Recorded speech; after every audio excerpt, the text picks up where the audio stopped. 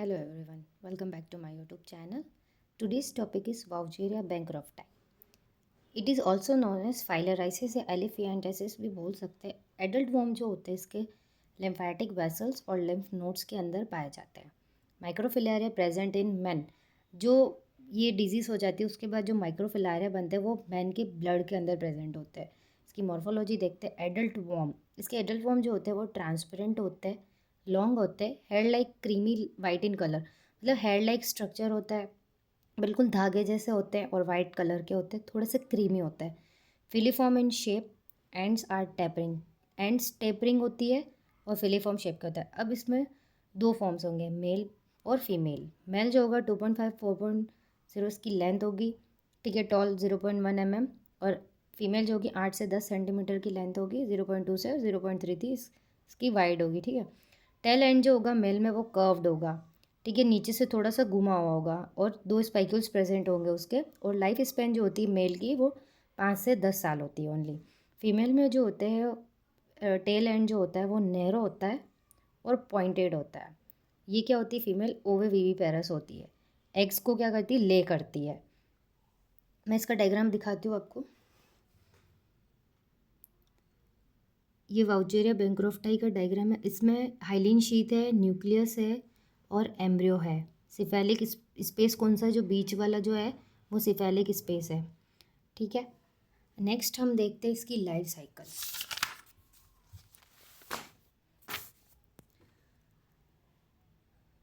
Embryo जो होते हैं इसके माइक्रोफिलारिया कलरलेस होते हैं, ट्रांसपेरेंट होते हैं, blunt heads with pointed tales.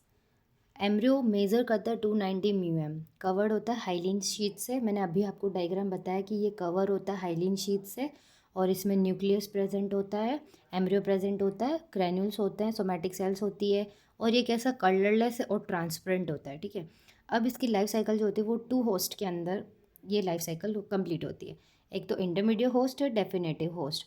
Intermediate host जो होता है उसमें मॉस्क्यूटो कौन से होंगे, क्यूलेक्स और एडिस नाम के. डेफिनेटिव होस्ट कौन होगा, मैन होगा. इन्फेक्टिव साइट कहाँ पर अकर हो रहा है, लिम्फेटिक सिस्टम के अंदर.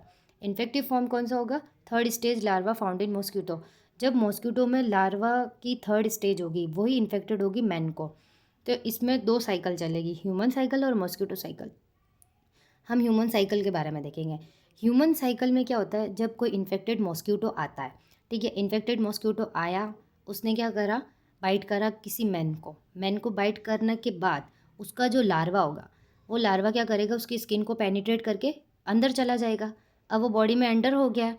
एंटर होने के बाद वो लिम्फेटिक वेसल्स के अंदर चला जाएगा. लिम्फेटिक वेसल्स में जाने के बाद थोड़े टाइम में उसका डेवलपमेंट होने लग जाएगा, ठीक है, उसका एडल्ट वॉर्म बनेंगे.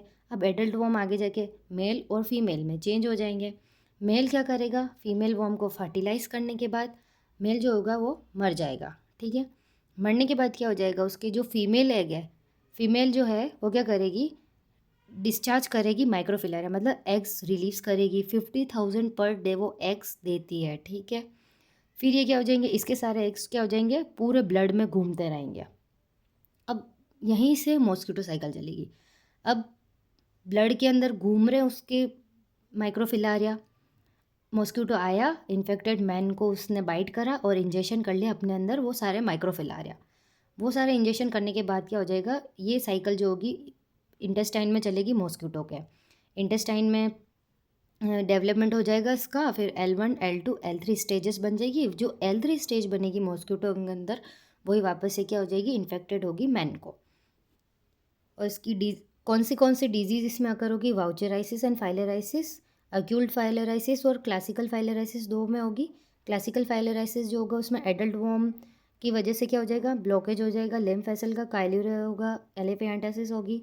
एक्यूट फाइलेराइसिस में hyposensitivity reaction, eosinophil count, arthritis and glomerulonephritis. Lab diagnose में देखेंगे डायरेक्ट एविडेंस.